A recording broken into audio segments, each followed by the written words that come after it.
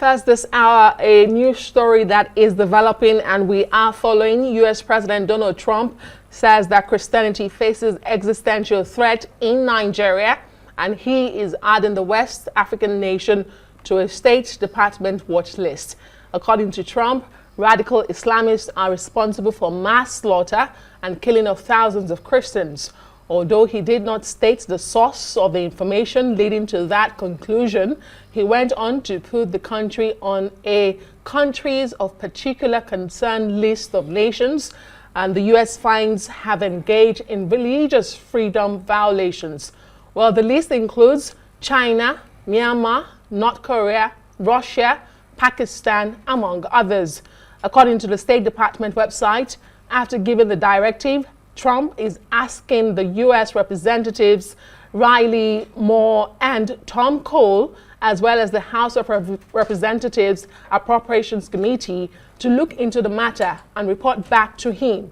It will be recalled that the U.S. president first placed Nigeria on the list in 2020 during his first time in office before his successor, President Joe Biden, removed the country from the list in 2021.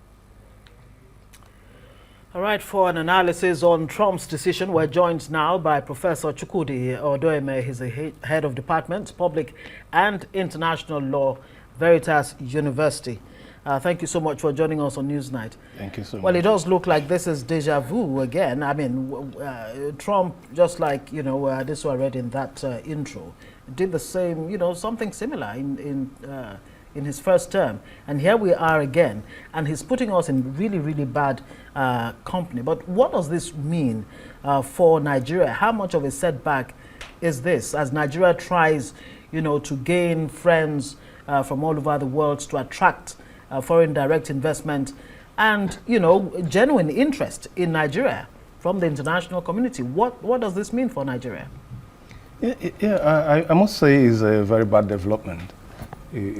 Particularly because of Nigerians' quest to have countries of the developed world come to invest in Nigeria, and the very bad part of it is that no country in the world, no company in the world that is into proper businesses who want to invest in a country where they are not sure that citizens' rights are protected.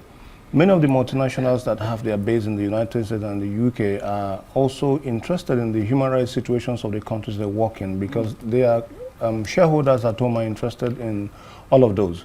It could get to the point where they will blacklist companies, blacklist products, and ask that, no, we don't want to patronize your companies because you do businesses in such places.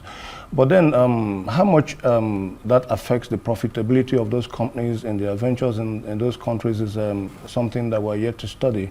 Because you still see them, the chevrons of this world, the Texacos in Myanmar, in all places of the world where religious freedom is forbidden, countries where human rights are suppressed, countries where even freedom of expression and basic fundamental rights are not available at all. Yeah. So it's a very bad one, particularly because we are trying to launder our image at this time. It's a very bad development. Okay, and do you see this complicating the relations between both nations further, US and Nigeria?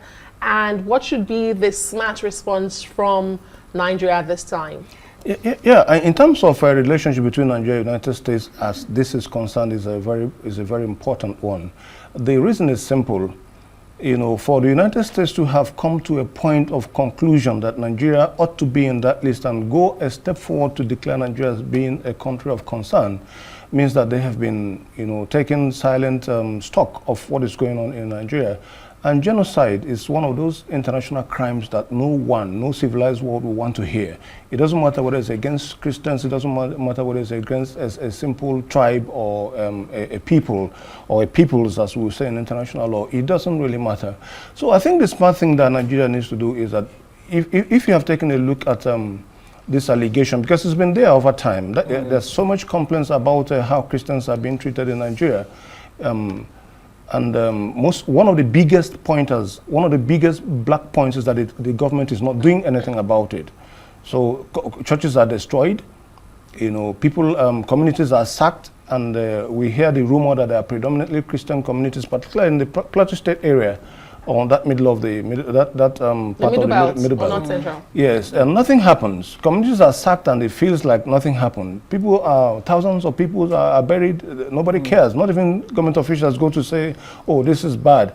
And the much they do is just condemn it on TV. And the same thing happens the next day, and it goes on like business as usual.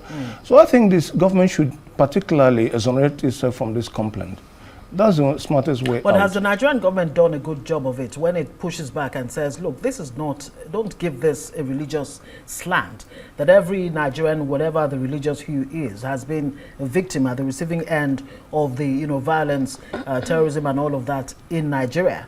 Have they done a good job of it? And how more complicated is it that we don't even have ambassadors that they are interfacing with to actually paint the correct picture of what's going on in Nigeria? Yeah, so let me start from the last point. Yes. Having ambassadors to pick, the countries don't get data from all these official quotas we may think. They have embassies around the world are like extensions of their countries there, so they have ways and means of getting data. And then it's not about Christianity, it's just that it's a population, because when you talk about genocide, you're talking about a selection of people you can put in a box in And one identity. and eliminate them. Yeah, so it doesn't matter. No. What I mean is that in terms of identification, yes. so it could be a tribe. It could be, it may just be even a cult group, or even a splitter group. So it's not even about it being Christian. It's about it being that these are citizens of Nigeria or constituents in Nigeria who are being, stereotyped, attacked because of their belonging to that group. Okay. Right. So that's a bad part of it. Yeah, opinions have been divided even back at home on what is going on exactly, whether it's genocide against Christianity or not. But we should be reminded that President Biden did remove Nigeria from this list. Why is Trump fixated? Is this a fixation for him? Because he was the first to put it there, and he's back doing this. And just about 2 weeks ago, his special advisor on Arab and Africa, Massad Bolos, did say there is no Christian genocide in Nigeria. He said everyone has been a victim, like Ngozi highlighted. But here we hear from Trump almost 2 weeks after saying this is Christian genocide. Yeah, so the president holds So what changed? Is it Nigeria that changed between Trump and Biden and his special advisor, or is this local politics for Trump? No, this is not local politics. This is data speaking. This is data speaking, and then again, this is Trump's attitude. He has been all over the world trying to make sure that minorities are protected. You can see what he did in the Middle East in the case of Palestine. Nobody saw that coming, but he was able to broker peace to make sure that the Palestinians are safeguarded and there's a little bit of peace in that region. This has been his attitude. And if you also watch what is going on in his intervention in Ukraine, you find out that this is a man who, you like it or not, is open to making sure there's peace around the world. And that's what the United States stands for anyway. So they go to the ends of the world to restore dignity to people whose dignity are being impaired by one way or the other. And most unfortunately, when governments are involved. You can even see what they are doing in Myanmar also, and certain other places of the world where such things are happening. And Trump has, consulted with U.S. Representatives Riley Moore, Tom Cole, as well as, House Reps Appropriations Committee to look into the matter and report back to him. Should this have been done first before adding Nigeria, to that list? The United States that I know don't work on, impulse. They don't work on impulse. There must be something on the table. The president doesn't listen to Nigerian news to see what is going on. He doesn't read Nigerian newspapers, but somebody does. Even though they didn't mention the source of, the information. Yeah. So, but we are going to have access to that in the days to come.